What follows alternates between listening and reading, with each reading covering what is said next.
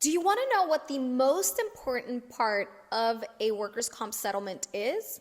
The QME appointment. That qualified medical evaluator you're about to go see could have the key to your entire case, and it's important for you to know what this is, how to behave, what to expect from it, how to properly prepare to have a successful outcome. And that is why I'm inviting you to watch episode 133 or tune in on your favorite app for the podcast.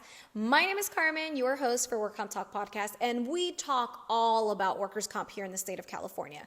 We host a live webinar once a month, and this one just so happened to be primarily about QMEs and why they're so important and how much they hold for your settlement. Therefore, you're not going to want to miss out on part 2 of this live webinar. And while you're at it, check out part 1 and get ready, because even next week, we're also going to be launching part 3. So check it out, Work Comp Talk Podcast.